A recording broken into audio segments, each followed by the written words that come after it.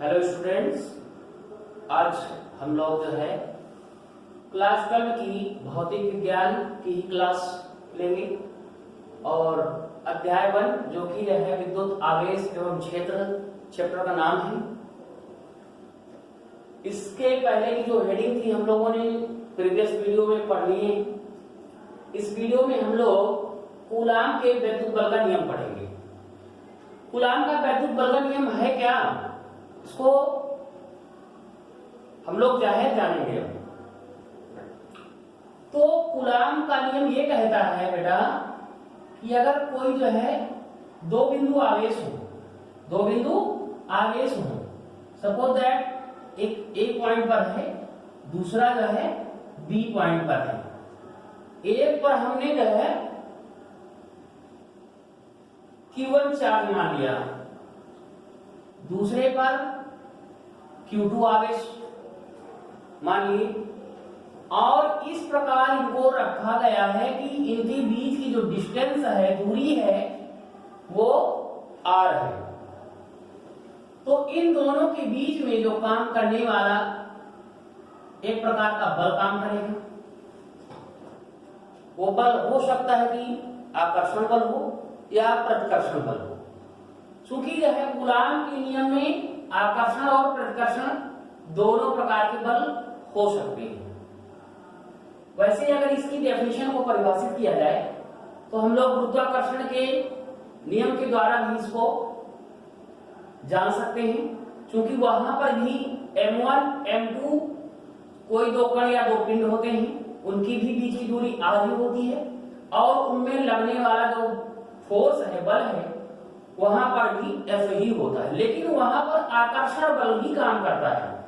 लेकिन यहाँ पर कूलाम के नियम में क्या है कि दोनों में से कोई भी हो सकता है। अट्रैक्टिव फोर्स भी हो सकता है और रिपल्सिव भी हो सकता है, रिपल्टेड जो है हो सकता है। तो यहाँ पर आकर्षण या प्रतिकर्षण दोनों प्रकार के बल काम कर सकते हैं। तो जी कूलाम का नियम क्या कहता है, आगे देखते हैं। कूलाम के नियमानुसार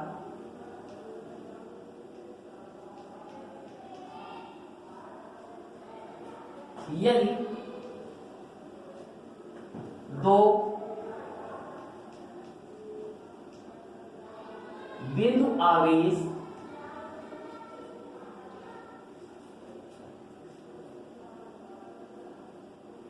स्मॉल r दूरी पर रखे जाएं तो तथा इनके बीच लगने वाला कार्यकारी बल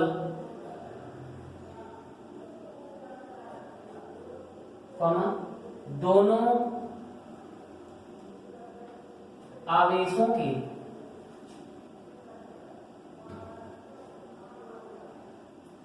गुणनफल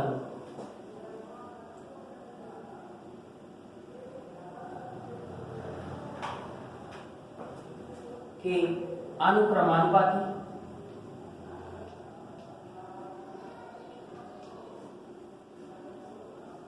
तथा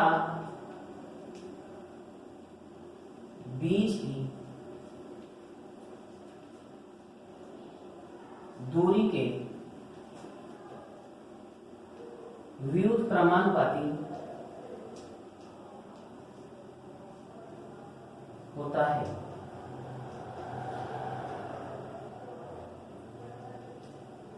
कहने का मतलब यह है बेटा कि कूलाम का नियम यानी दो अगर हमारे बिंदु आवेश हों और उनके बीच में जो है स्मॉल r डिस्टेंस हो और उनके बीच में जो बल काम कर रहा हो F मानकर चल रही है, तो अगर ऐसा है तो जो ये बल है F, ये कह रहा है अकॉर्डिंग टू द डेफिनेशन कि if two forces having r distance and there between the attractive or repulsive forces working, then the both charges multiplied Q1 and Q2 is proportional and their distance is being deproportional।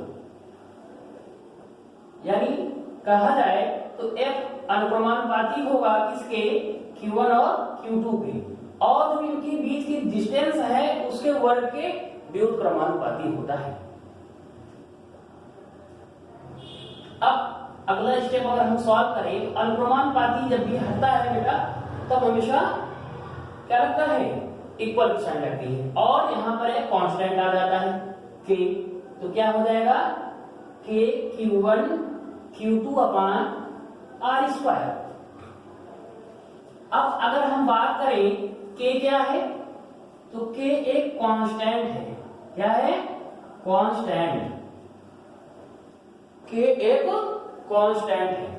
k की value कितनी होती है, तो SI unit में इसको हम कह सकते हैं, इसकी यूनिट क्या है, 1/4 पाई एप्सिलॉन नॉट। अब ये एप्सिलॉन नॉट क्या है, तो लिख लेंगे यहां पर, जहां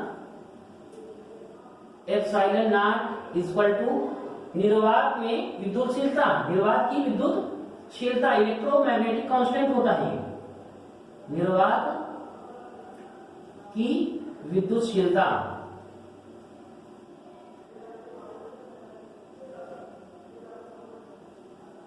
ये अलग अलग माध्यम के लिए कूलाम का नियम अलग अलग वर्किंग हो सकती है। कैसे, अगर हवा में कोई दो पार्टिकल्स कण रखे गए, उनका कोई भी आवेश हो, तो उसके लिए जो k है, इस k का मान वैल्यू अलग होगी, और अगर जल वगैरह हम पानी में ले लें तो वहां पर वर्किंग इसकी वैल्यू चेंज हो जाएगी, क्योंकि फोर्स वहां पर कुछ दूसरा लगेगा।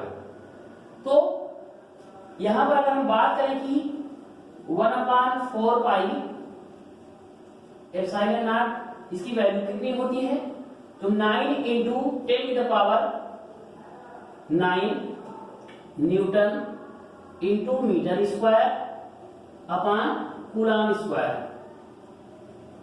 ये इसकी वैल्यू होती है। तो ये तो रहा कूलाम का नियम, इसी को स्थिर वैद्युत बल का भी नियम कहते हैं। अब कूलाम के नियम की कुछ सीमाएं हैं। क्या सीमाएं हैं, तो कूलाम का नियम कह रहा है कि अत्यधिक उच्च ताप पर, अत्यधिक उच्च ताप पर अगर जो है बहुत अधिक ताप बढ़ा दिया जाए। अब कहा जाए अत्यधिक उच्च ताप क्या है, तो अत्यधिक उच्च ताप का मतलब ये है भैया कि सूर्य के ताप पर, सूर्य का टेम्परेचर सबसे ज्यादा होता है, तो सूर्य के टेम्परेचर पर कोई भी कण है, बाय डिफॉल्ट मान लीजिए कि एक जो है बड़ा सा अणु है। अब इस अणु के अंदर छोटे छोटे परमाणु भी होंगे। अब परमाणु भाई छोटे छोटे, चूंकि कोई भी परमाणु है वो छोटे छोटे परमाणु से मिलकर बना है, तो इनके बीच की जो डिस्टेंस होगी, जब ज्यादा ताप होगा तो बहुत कम हो जाएगा, और जब कम हो जाएगा तो इस प्रकार इनके बीच की डिस्टेंस कम होने का इनमें फोर्स ही नहीं लगेगा, है ना। तो कूलाम के नियम की क्या सीमाएं हैं, पहली बात, अत्यधिक उच्च ताप पर ये वर्क जो है नहीं करता है, या तो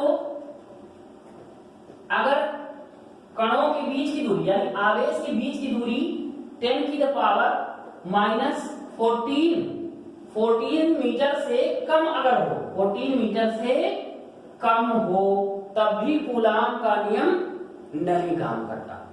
तो ये तो रहा कूलाम के वैद्युत बल का नियम। आशा करता हूं कि आपको समझ में आया होगा। अगला टॉपिक हम लोग नेक्स्ट वीडियो में डिस्कस करेंगे। Thank you.